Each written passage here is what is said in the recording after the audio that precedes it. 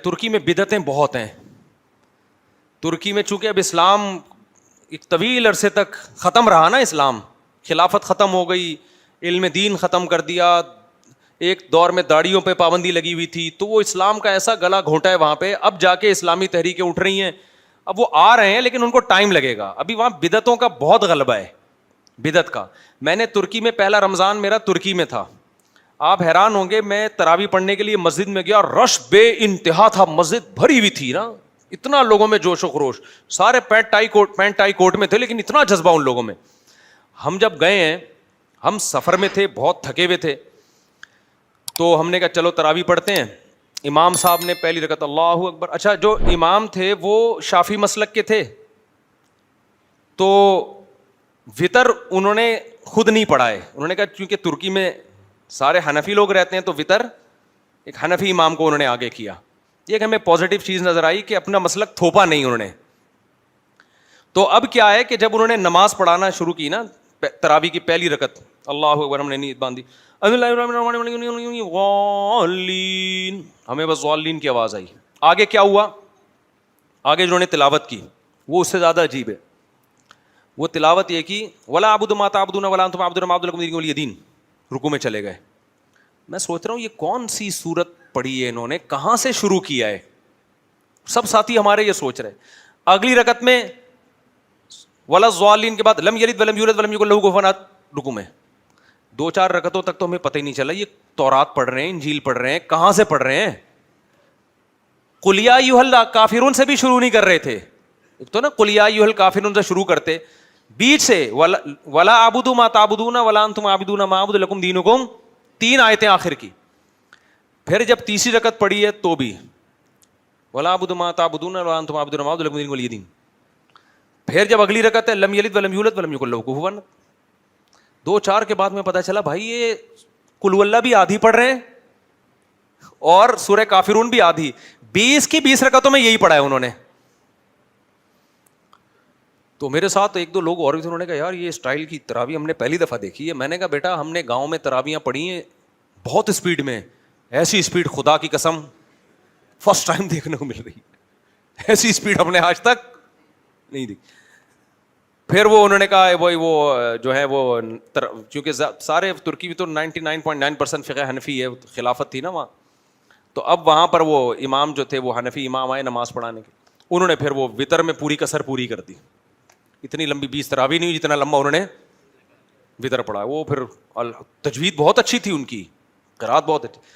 ہم نے کہا بھائی آج تو پڑھ لی, اس کے بعد ہم یہ تراویح افورڈ نہیں کر سکتے. لیکن ہم بدگمان نہیں ہوئے ان سے. یہ بھی میں آپ کو جو واقعہ بتا رہا ہوں خدا یعنی ان کی توہین کے لیے نہیں. ہم نے کہا یار یہ حالات اگر ہم پر آئے ہوتے تو شاید ہم اس سے بھی گئے تھے. جب آپ الٹی سوچ لے کے جاتے ہو نا تو ہر قوم کی برائی نظر آتی ہے آپ کو. جب آپ پازیٹیو سوچتے ہو تو پھر ہر اس میں بھی آپ کو اچھائی. ہم نے کہا یار ان کے اوپر 100 سال لبرل حکومتوں نے حکومت کی ہے, اسلام کا گلا گھونٹا ہے, ان لوگوں نے اتنا بھی بچا لیا نا, رمضان کی تراویح بچا لی, یہ بھی غنیمت ہے. کیونکہ یہ ان کے استاد جو بھی امام تھے نا وہاں جنہوں نے تراویح پڑھائی, ان کے استاذ ان کی آپ ہسٹری پڑھو, بڑی قربانیاں دی ہیں ان لوگوں نے اس کو بھی بچانے کے لیے, ورنہ تو یہ بھی ختم ہو گیا تھا. چھپ چھپ کے نمازیں پڑھتے تھے, چھپ چھپ کے قرآن, تو اتنا بھی رہ گیا کیا, یہ غنیمت ہے بھائی. اب جب اسلام آئے گا تو انشاءاللہ پھر وہ آہستہ آہستہ آ جائیں گے خیر کی طرف. تو ان کی یہ برائی نہ دیکھیں کہ وہ اس طرح سے تراویح پڑھ رہے ہیں. ہماری نظر تو میں جائز نہیں ہے اس طرح پڑھنا, ہم نے تو کہا ہم اپنی اخپل طریقے سے پڑھ لیں گے. لیکن ہم نے یہی کہا کہ یار یہ جو ان لوگوں نے اتنا بھی بچا لیا نا اسلام کو. اچھا ترکی میں ایک بدعت اور بھی ہے, ہوتا یہ ہے کہ جب امام فرض نماز پڑھاتا ہے نا تو ایک مؤذن یا جو اقامت پڑھنے والا پیچھے بیٹھ کے لاؤڈ اسپیکر پہ سبحان اللہ سبحان اللہ سبحان اللہ ایسے پڑھ رہا ہوتا ہے. میں جب فرسٹ ٹائم ترکی گیا میں نے کہا بھائی یہ کیا بدعت ہے یار, یہ تسبیح آہستہ سے پڑھو, وہ مائک پہ کیوں پڑھ رہا ہے.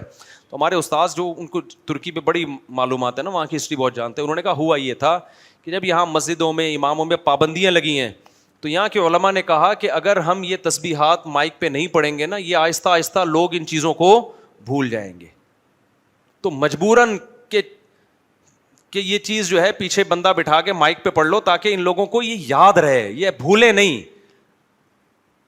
بھولے نہیں. تو اس طرح سے انہوں نے اسلام کی باقیات کو وہاں بہت بڑی بڑی قربانیاں دی علماء نے. تو انہوں نے کہا جب یہ اب آئیں گے پورے اسلام کی طرف, یہاں دینی ادارے کھولیں گے, تو یہ سب چیزیں آہستہ آہستہ انشاءاللہ چھوٹ جائیں گی. لیکن انہوں نے ہمیں کہا کہ ایسا نہ ہو کہ یہاں کے آپ نیا فرقہ بنا دیں کہ یہ سارے بدعتی ہیں. لوگ کیا کر رہے ہوتے ہیں ایسے موقع پہ, ابے یہ سارے کیا ہیں, بدعتی ہیں, ان کو تو تراویح پڑھنی نہیں آتی, ان کو تو تسبیح مائک پہ پڑھتے ہیں. میں ایک نئی مسجد بنا رہا ہوں, اس کا نام ہوگا قرآن و سنہ اکیڈمی, اور اس میں سب کیڑے نکالتا رہوں گا بیٹھ کے. یہ ہمارے پاکستانیوں کا یہ اسٹائل ہے, یہ بھی بدعتی ہے, اس کو مائک پہ تسبیح پڑھتا ہے, وہ بھی جہنمی. قرآن و سنت صرف میں بتا رہا ہوں. تو اس سے سوسائٹی میں اصلاح نہیں ہوگی, اس سے ایک نیا فرقہ بن جائے گا. اصلاح کا یہی طریقہ ہے, آپ ان کی خوبیوں کو ہائی لائٹ کریں اور بند کمرے میں آرام سے ان کو بیٹھ کے سمجھائیں کہ بھائی اب تو چونکہ وہ ماحول ختم ہو گیا, سیکولر حکومتیں, آپ ماشاءاللہ آپ نے دینی جذبے سے یہ کام کیا, لیکن سنت طریقہ یہ ہے کہ آپ آہستہ آواز میں تسبیح پڑھا کریں. تو اس طرح سے کوئی پازیٹیو وے میں ہمارے علماء دیوبند کام کر رہے ہیں الحمدللہ, جا کے ترکی میں پازیٹیو وے میں بڑی محنتیں کی انہوں نے. تو کوئی پازیٹیو وے میں کام کرے گا تو کام ہو جائے گا.